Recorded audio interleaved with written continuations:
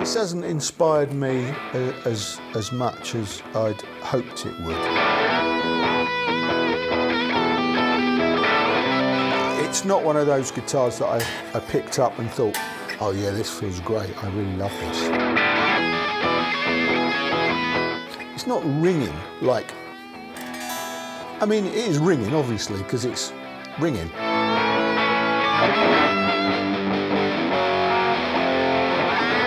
It's probably fantastic, but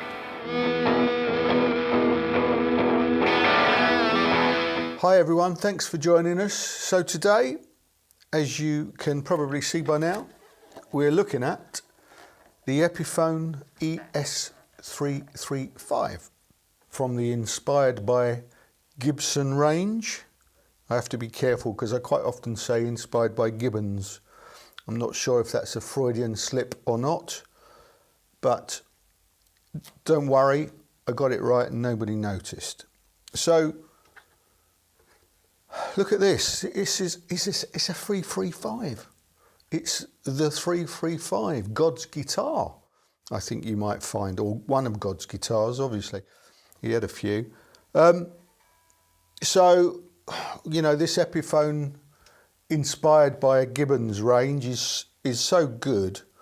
We're working our way through them, and just recently these came back into stock here in the UK. I saw the Andertons review and that was enough. It did it for me. I pressed the old button and shortly afterwards this arrived. This is the cherry one. They also do it in vintage sunburst. I think those are the only two colours you can get in the UK. So this is, I suppose I don't know if you call it an affordable guitar. I suppose you would. It's sub £500. It's £489. So it's not a cheap guitar.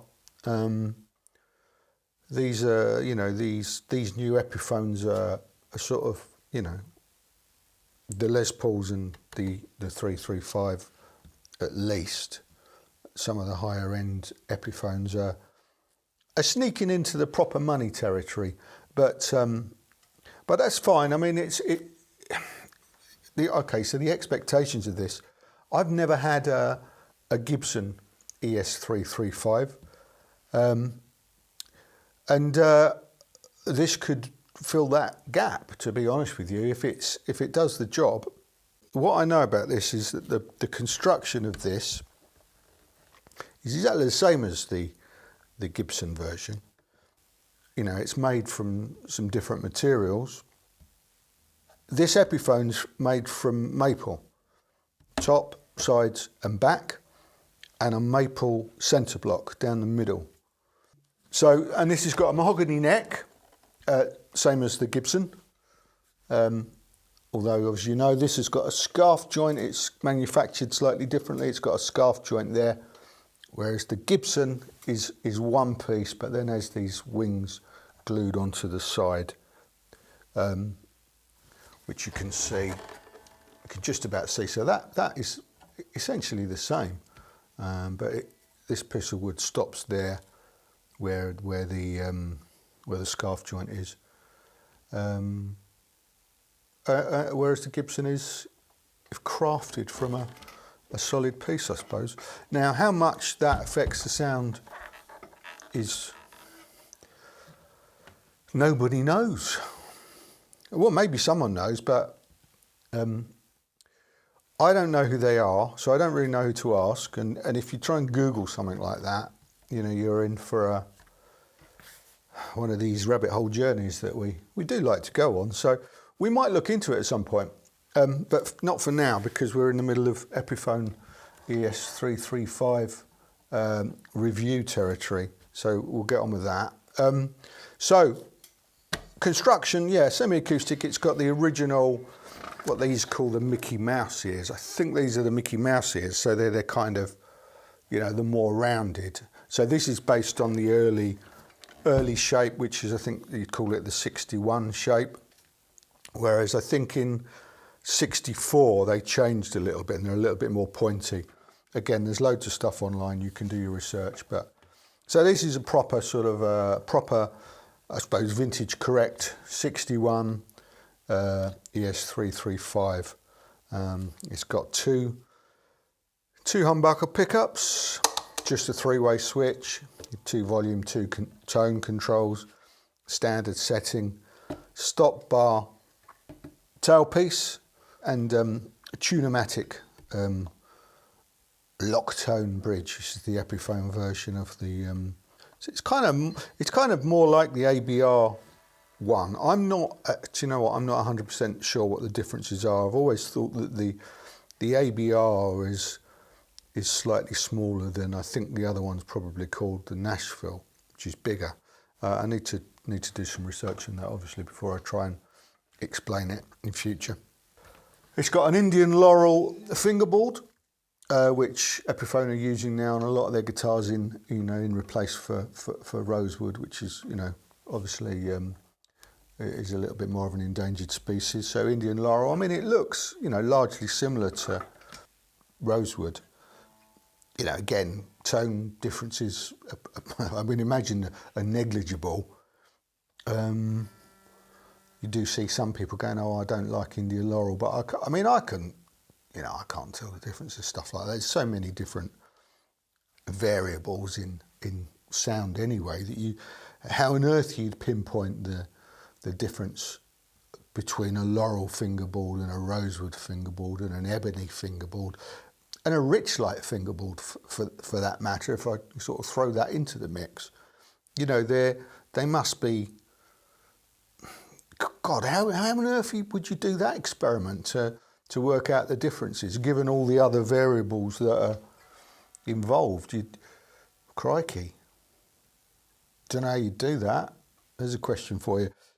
Medium jumbo frets, and obviously nice kind of vintagey style binding.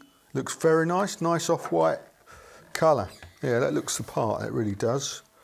It's quite a light guitar, so let's weigh it and see what it weighs. So there you go. It's 8.1 pounds, 3.67 kilos. The pickups in this are, initially I thought, they'd be the Pro Buckers because they're using those in all the Les Pauls and SGs, I think, nowadays. But these are not. They're Alnico Classic Pro, which now apparently these are more like Gibson's 57 Classics. So I think they're designed to be a slightly more modern voicing than the Pro Buckers, which are, I believe, unevenly wound. So they're meant to give it a little bit more of a vintage character.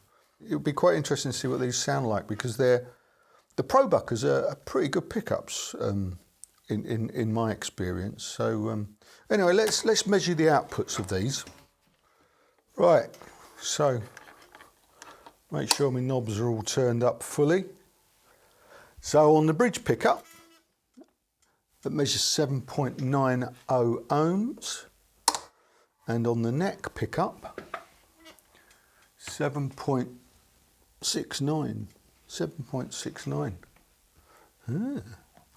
So that's interesting. So that's the pickups. Now let's see what the neck measurements are.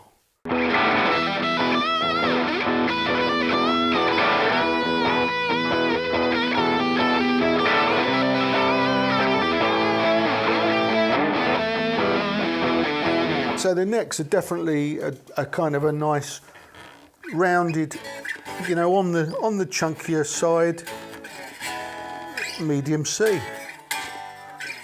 Not big, not thin, quite wide. It's got the standard kind of, Gibson 12-inch fingerboard radius, so it's quite a, quite flat. Feels good, yeah. And the neck feels nice. There's no sharpness at all in the fret ends. I don't think you'd expect that on one of these Epiphones these days, would you? There's definitely no issues. I mean, I have played this, and I'll admit I've done the playing part of this demo already, and there's no problem with the frets. The action, this is out of the box, is fine. You know, I didn't have to adjust it at all. Haven't done anything to it. You know, the frets, you can see they sort of cleaned up a little bit. You know, they can be a little bit grimy sometimes when they arrive, a bit dry. The fretboard didn't seem too dry. I didn't really notice it being. You can see it's got the oil sort of off my fingers on it now a little bit anyway. So, you know, best thing to do when you get a guitar, just play it, I think, and then work out any you know, any problems that you come across, fix them. That's what I always do. I don't even check the action of guitars. I just start playing them. If they feel great or good or okay, I'll carry on. If they don't feel right, then I'll stop and tweak it. This one, I've done nothing to it. However, I did have a few kind of sound issues with it, trying to get comfortable with it. I'll just pre-warn you, because we're gonna go into the, you know, bit where we plug it in now, and it's a bit of a slow start because I'm fiddling around trying to get it to sound right to my ears, and I'm not vibing with it immediately. This happens from time to time with guitars, and I'm not always convinced that it's the guitar's fault. Sometimes I get a guitar and I'll plug it in to an amp and I'll start playing and it doesn't sound right. You know, it's not happening today, and I really struggle sometimes with my playing. That one of the hardest things about this whole thing is playing. You know, it's very hard to play when the cameras are rolling, and it's very hard to decide what to play when the cameras are rolling. And I wish I was good enough to be like those guys that can just do this. You know, go pick up a guitar. Oh yeah, look, I'll demo a guitar. Then there you go. I'm not that good. I can't do it. So it's a bit of a struggle sometimes. And it really helps if you kind of bond straight away with the guitar and the sound that you're getting. And on this occasion, it didn't happen straight away. It was a bit of a struggle, to be honest with you. I'm not necessarily going to blame the guitar.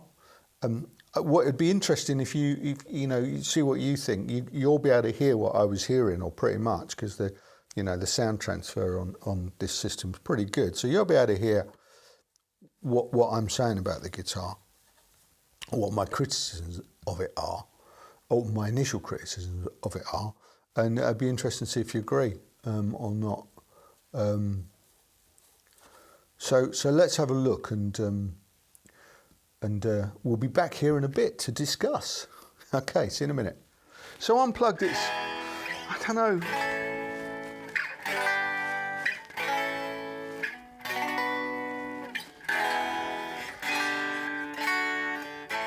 It sounds okay. It's kind of got a sort of a newness to the sound. I've been mucking around with this quite a bit, mucking around with amps, swapping them over, trying to find something that kind of really, you know, worked well for this guitar. I can't find a good clean sound on it at all. So I went through about half a dozen amps earlier to try and find one that worked, and I did try the AC15, which we know is really bright, a really good amp. I use it a lot. I've put it back in now just to have another go and show you guys what I'm talking about. On the neck.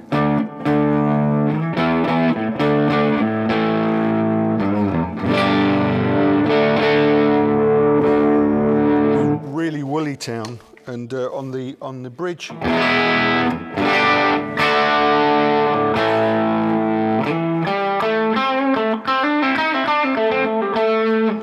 Exactly Telecaster territory, is it? But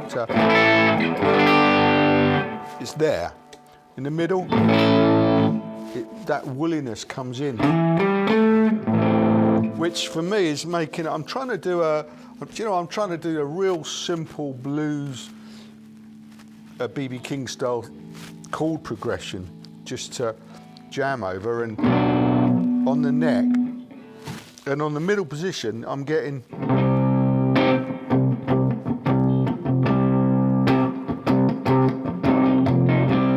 which doesn't sound good to me.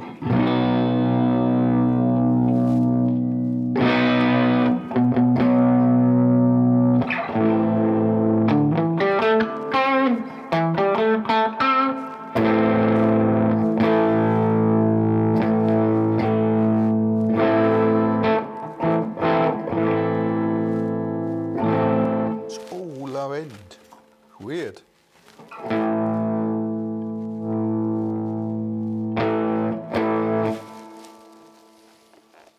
I mean, maybe pickups need adjusting or changing, maybe.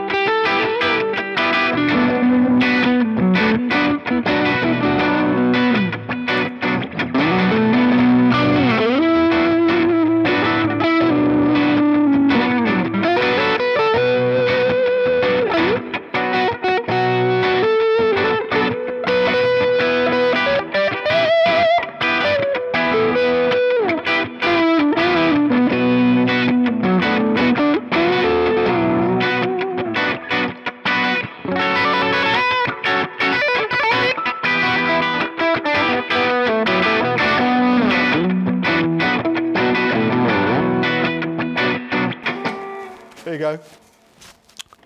Well, you know, you can. That's. I had the so I had the tube screamer on there to give that kick up the arse. So I think it needs.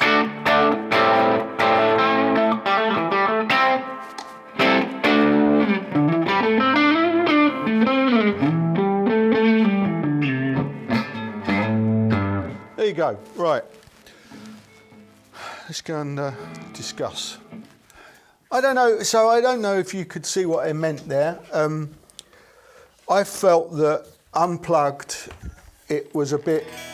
It sounded a bit new, a bit tight. Maybe it hasn't realised that it's a guitar yet. You know, sometimes these things do take a while to bed in. You know, I kind of got there in the end with it, with a little bit of perseverance, but it did take a while. And I also recorded another piece of music with some higher gain on it, a different thing, which we'll play out with today, which shows it sounds, you know, it sounds fine. There isn't, you know, I'm not saying there's anything wrong with it. What I was saying, and I would stand by, is that it's not one of those guitars that I picked up and thought, oh yeah, this feels great, I really love this. You know, I wanted to like it more than I do, but I do think it's got potential, unless it turns out that the wood is just dead, and you know, sometimes that happens. You know, there's a lot of different things that you know, things that make a difference. So that nut's loose. So watch that. If you get one of these, you might need a little bit of Loctite on that, because that did fall off earlier, and it'll fall off again if you're not careful. So but I think it's got great potential. I think the basis for a good guitar. I think that this might be a great... do you know what I'm going to do? I've decided I'm going to do, because I've got high expectations of this guitar. I haven't got an ES-335, and I'd like one, and I think this could be it. So I think that this guitar will be a really good subject for me to do some upgrades on. I think if you saw the film series that we did on the Epiphone 59, where we swapped a few things, we swapped firstly the tailpiece for a lightweight nickel one, and we swapped the pickups as well. What happened on that is that the tailpiece made an immediate difference, and it made it much lighter. Not necessarily for the best on the 59. It wasn't necessarily an improvement. The jury's out on that still. But I did say that I thought that if you had a guitar that didn't seem to have a lot of vibrancy about it to start with, that might be a really good something you could do to make a difference. So I definitely think I'm going to try a different tailpiece and maybe a different bridge on this to see if we can kind of liven it up a little bit. And I also think that these pickups, we've got a spare set of pickups at the moment. So we've got the ones that we took out of the Epiphone 59 are Gibson burst buckers, which are great pickups to start with. And we've got an Epiphone 50s gold top, which has got the pro buckers in. And one of my intentions in the very near future is to put the burst buckers into the 50s gold top and take the pro buckers out. So I'm going to have a spare set of pro buckers, which I think we could try in this to see if that makes a difference. So that might be fun. Yeah, or I might not do it that way around. It might end up putting something else in this, but I definitely want to change this because I don't know if these pickups are great to start with. I've never been a great fan of 57 Classics. I've had them in some SGs and taken them out again, I think. So I don't know, but it'd be worth mucking around. I'm definitely going to muck around with this. So what I think I'll do is do a little series on is continue this review into another part, or maybe even a couple of parts with modifications that we can try to see how they affect and possibly improve what we've already got here. I think if you're going to get one of these, or if you've got one of these, don't take too much notice of my somewhat negative observations. I don't, I'm not convinced that it's the guitar. It's perhaps my expectations, or as I said, it might just be that I wasn't very good on the day, and my ears weren't working, my mind wasn't working.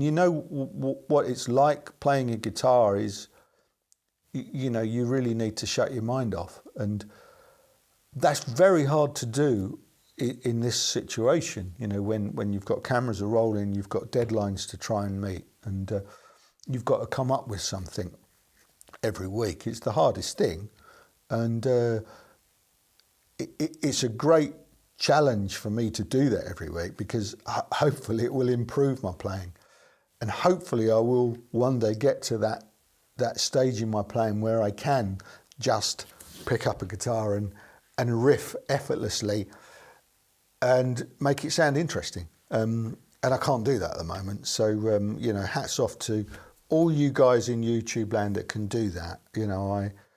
You raise the bar, and that's what we're aiming for. So this whole thing is about discovering guitars, discovering what we can do to guitars, and I'm on this journey with you guys. I'm trying to get better as much as everybody that plays guitar.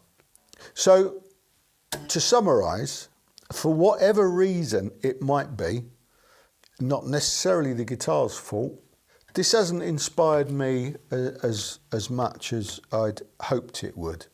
I'm not digging it as much as I'd have liked to have done. I'm not overjoyed by it. I'm not lusting after it.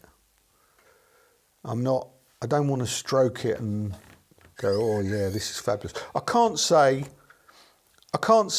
yeah, wow, this is fabulous. I can't fault it, go and get one. I think it's all right. I'm not sure yet. I'm not sure if I've worked it out yet. I haven't bonded with it yet.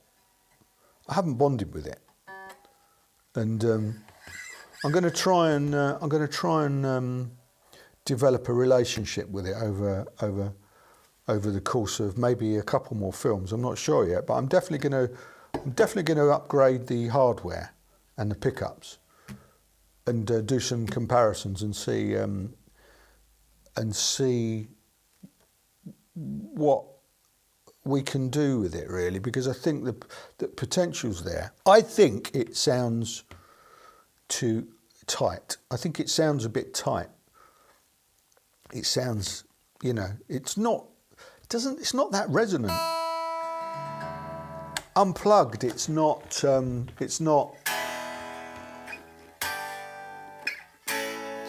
ringing like you'd expect a guitar to. You can hear that. I mean, it is ringing, obviously, because it's ringing, because the strings are going, but not, you know, sometimes when you've seen it on here, you pick up a guitar and you go, oh wow, and you go, wow, that's open, that's resonant. This is not. And I think that comes across once it's plugged in. So we'll muck around with this and we'll see if we can improve that. And but hey, as always, please let me know what you think, because you might have one and completely disagree. You might have one and completely agree. Either way, please let me know, because this is, for me, it's just a learning experience, really. I'm trying to find out as much about these guitars as I go, as I do this. I can only tell you what I know. A lot of the things that I think I know, I don't know, almost definitely. So, and I'm saying, don't not go and buy one because I've been in some way less than excited about it. It's probably fantastic, but as yet, I'm not excited about this guitar. So let's see if we can fix that, eh? Let's see if we can fix me so that I'm excited about this guitar. Because I'm sure it can be exciting. I'm just not excited about it at the moment. So there you go. Thank you very much again for joining us. See you next time.